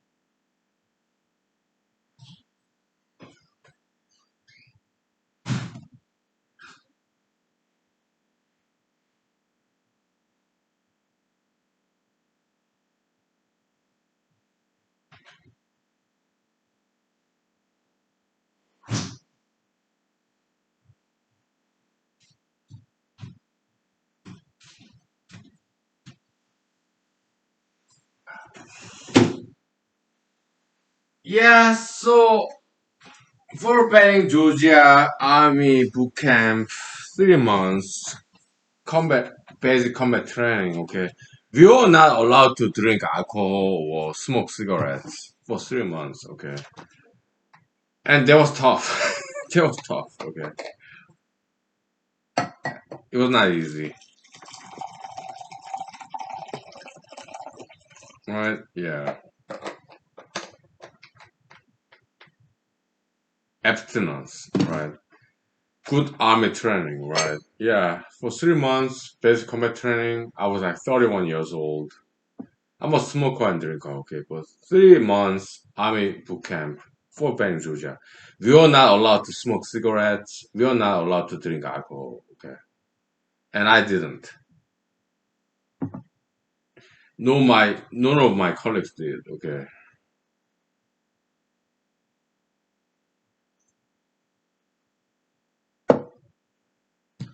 So the three of us, three Korean American guys, okay. One of them older than me, the other one younger than me, okay. So we were just walking down the streets. We went to this falls river, Columbus, Georgia. It was beautiful, okay. Yeah. Before we went to that restaurant, Hooters. Okay. Then we walked down the street. Okay, Columbus, Georgia, downtown, beautiful, very classy. Okay, and I craved for cigarette. Okay, and we encountered some civilians. Okay, so some of this southern hospitality kind of civilian people. Okay, because I bombed some cigarette and I did bomb cigarette and they gave me one and I smoked it. Okay, it was so good. Just it's not marijuana, cocaine or anything. It's just plain vanilla tobacco cigarette. Okay, it tastes so good. Okay, it was good. Yeah.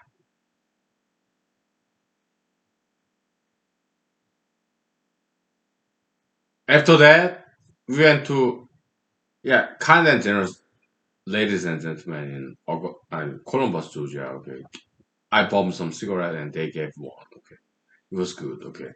After that, some of us went to Augusta, Georgia. Okay, we had to earn the right to smoke cigarette.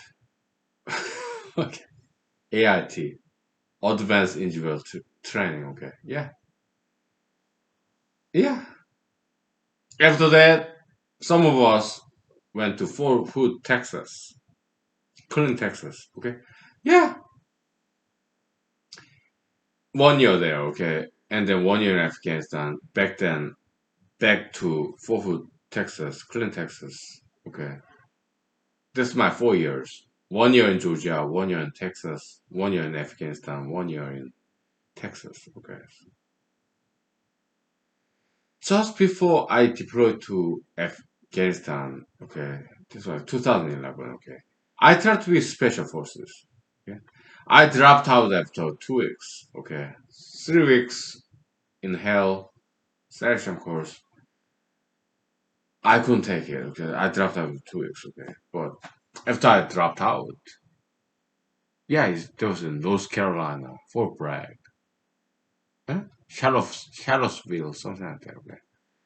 Yeah, 3 weeks in hell, selection course, Army, U.S. Army elite, special forces. I drafted after 2 weeks. Okay, but they wouldn't let us go. Okay, yeah, 1 week left. We have to clean up after all those special forces candidates who are still in the program. Okay, yeah, but we are allowed to smoke cigarettes.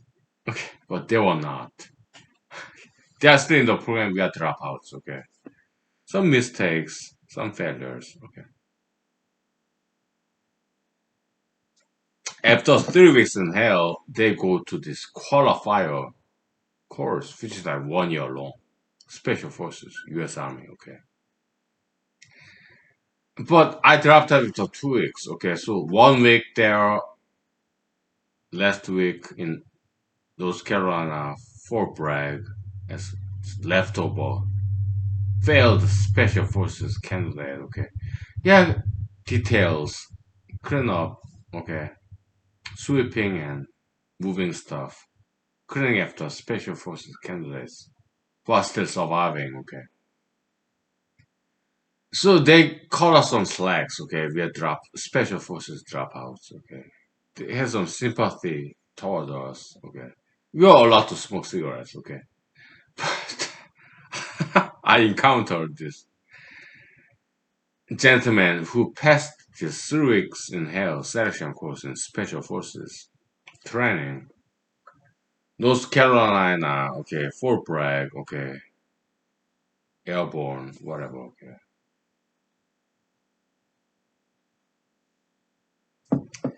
So I was smoking cigarettes, right, in my spare time, and there's this couple of soldiers, 3 of them, okay. They asked me, okay, hey, we are in qualifier special forces U.S. Army, okay, so can I bum your cigarette? I said, oh yeah, take my cigarette, okay. I'm special forces candidate former X, but I failed. I dropped out, okay. So yeah, I'm allowed to smoke cigarettes for this 1 week. I'm just doing the details, clean up after you guys. Okay. They're in qualifier course. Who passed 3 weeks in hell selection course, okay. Yeah, take my cigarette, okay. I give you lighter, okay. Yeah, I light cigarette for you, okay. Hardworking American U.S. Army Special Forces, elite soldiers in qualifier course 1 year. Yeah, and they gave me $20 for it. $20. Ah, yeah, yeah. You don't have to give me $20. Okay, I'll just give you my cigarette. Okay, no problem. But hey, take $20 from us. Okay, you scratch our backs. I, we will scratch your backs too. Okay, we are helping each other. Okay.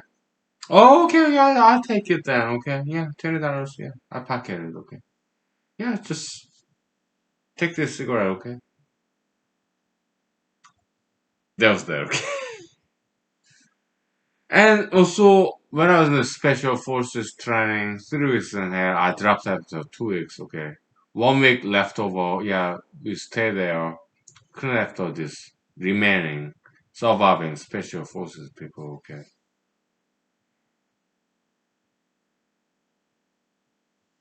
They gave us a break, okay, so yeah.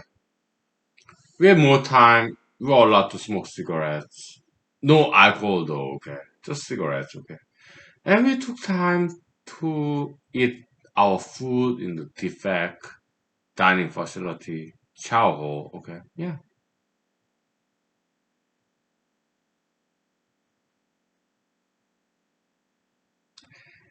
And also we went to this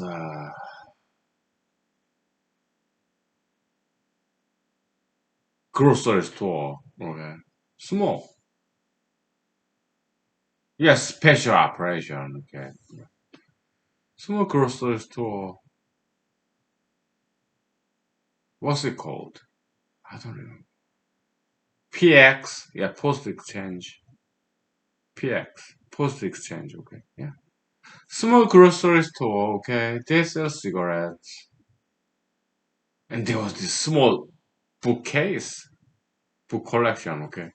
I went there because I'm kind of nerdy, geeky, okay. To read some books, okay. Went there, okay. Oh, that's British special air service story. Paperback, maybe $5. British Special Air Service, SAS, okay. I picked it up. It's a non-fiction, true stories, okay. It was page flipper, okay. British Special Air Service, SAS. Okay. They kind of special forces equivalent of Britain. Okay.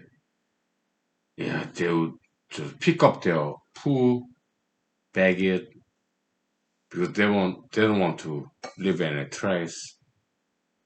Good stuff. Okay,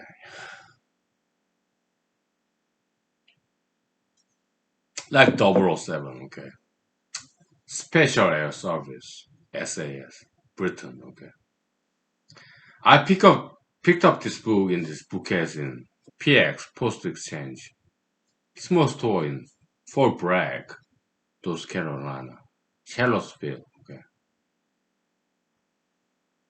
so I bought it. Okay, so when I was in counter, okay, there was this amazing gentleman, all American gentleman.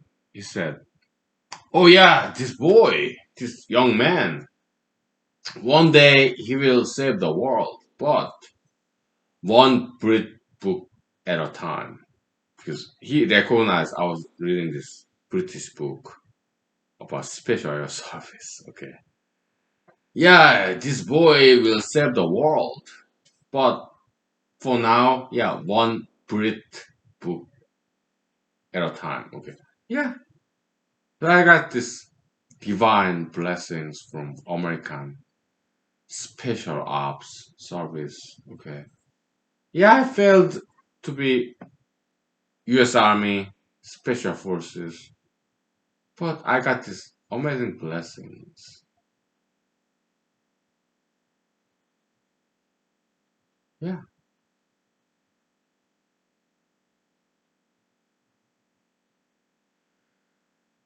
when I was in childhood, when I after I dropped out of Special Forces, still in those Carolina Fort Bragg. Okay, we are Special Forces dropouts having this table, taking time eating our dinner, childhood defect dining facility. Some of these special forces drill sergeants, okay, they came at us, okay. Oh yeah, you are a special forces dropout. You're taking time to eat this dinner. Get out of here, yeah, you guys, okay. But even those drill sergeants, okay, some of them patted on my shoulder, okay. Yeah, yeah, just finish it, okay. Just, but he patted my shoulder very gently, okay, because I was older than other guys. Okay, there's some other guys too. Okay, special forces dropouts. Give me 5 minutes, okay? Because I met some amazing people there. Some of them ex-marine who joined U.S. Army after their marine career. Okay, marine recon. Okay, reconnaissance, cavalry. Okay, like scout, spies. Okay, I met some very highly interesting and strong people there. Okay, so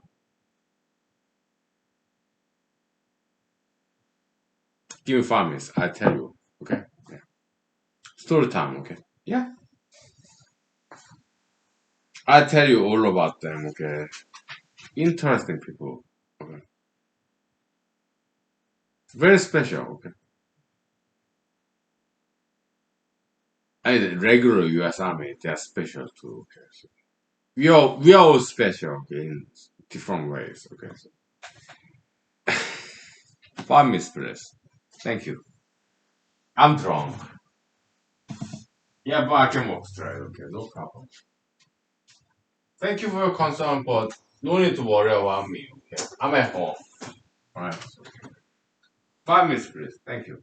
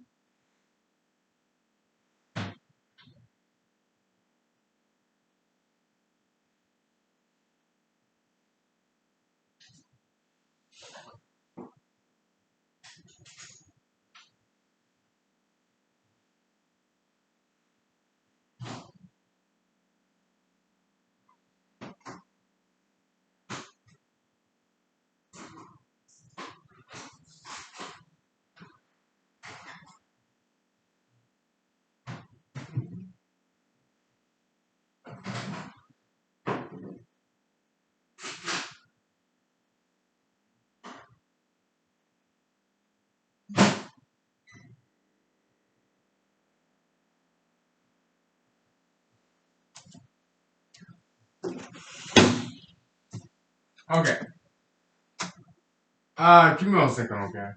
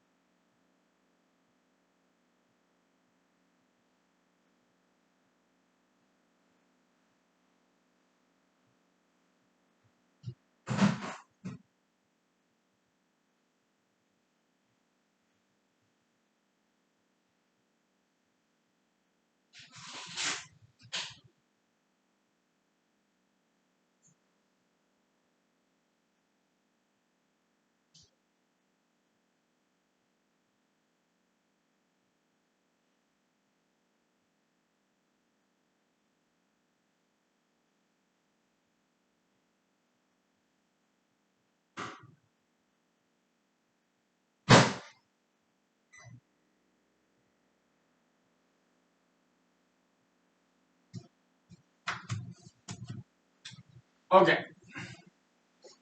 We like 20 minutes left, right? Yeah, it's good enough. So, when I was in Special Forces training, I dropped out after 2 weeks. Okay, because, yeah, we did this log lifting and wallowing in the mud, 10 miles, this rock run, 50-pound rucksack. We did all that stuff. Okay, I passed all that stuff after 2 weeks. Okay, but they caught us by surprise. Okay, we went to field training. Okay, yeah, rucksack, 50-pound, 45-pound rucksack with this tenting gears and stuff. Okay, field training. Okay, yeah, to stay at overnight out there in the field, somewhere in North Carolina. Yeah.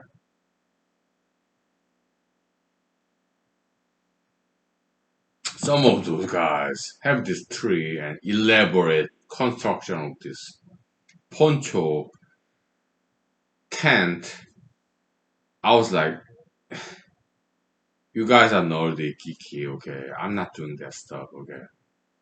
You know what I'm gonna do? Yeah, we are sleeping overnight out there in the field, okay? I just spread out my sleeping bag and get just fall asleep, okay? Some of them were very elaborate, next to a tree. Oh, all these pegs and strings and this poncho to make a tent to sleep in there. I was like, you're too geeky, nerdy, okay? Special forces people, okay? Me, I'm tired. I just spread this sleeping bag. I sleep in there, okay? So I'm not going to even change my clothing, okay? I just sleep in there, okay? Whatever, right? So yeah, field training, second week of special forces, 3 weeks in hell, okay? And then not individual night land navigation training. Okay, individual night land navigation training. Okay, they sent us out in this training field in North Carolina one by one. They got me. Okay, but there's this one Marine Recon gentleman. Maybe he was like a couple of years older than me. Okay, he was very good at it. Okay, he did not even need a compass. He was trained Marine, ex-Marine.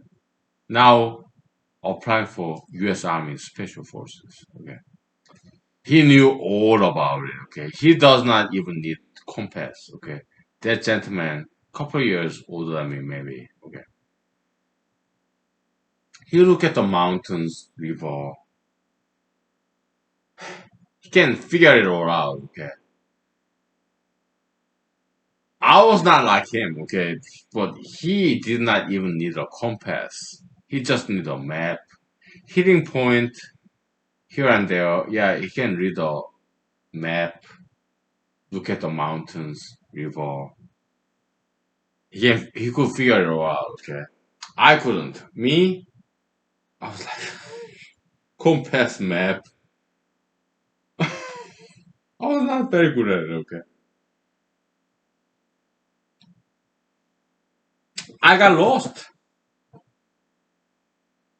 Yeah, 50 pound rucksack. Yeah, we have emergency MRE, just one. Okay, I ate it because I was hungry. It started to rain. It was like 2011 May, North Carolina, Fort Bragg, Georgia. Not North Carolina, Fort Bragg, Charlottesville, something like that. Okay. I was lonely, cold. It started to rain. I was wet, hungry. So you know what? I don't want to do this anymore. Special forces training. I don't want this anymore. Okay, so I just eat my food, emergency MRE, drink some water. I call in radio. So that was the end of that. Okay, so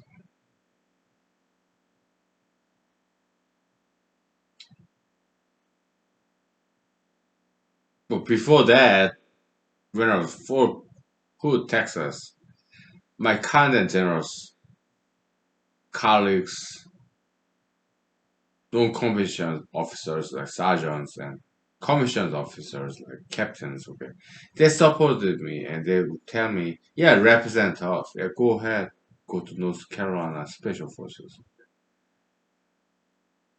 But I failed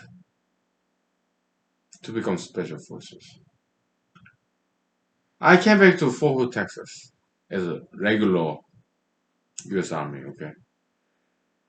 After that, we deployed to Afghanistan for a year, okay. After that, we came back to Fort Hood, Texas. Okay. After that, I went to Ann Arbor, Michigan Law School. After that, I came to Alaska. Okay. After that, I ran for some elections, Alaska State Senator. Now I'm running for US Senator. Yeah. Failure after failure, some graduations, some achievements. Like dry desert, some small achievements, very dry and clean, crisp, mm, very lean, clean. Some failure, some achievement, very lean and clean and crisp. Gashi gashi in Korean word, okay. So that's my biography, okay? Alright. I think my dinner is ready. I've been cooking this Walmart frozen food. Very kashi, very lean meat, vegetables and rice, noodles, whatever, okay. Yeah, okay. Alright, thank you. Yeah, be kashi, very lean, dry, surviving and thriving, okay. Frugal, economic, efficient. Okay. Alright, thank you. Bye. I'll see you next time, okay. Thank you.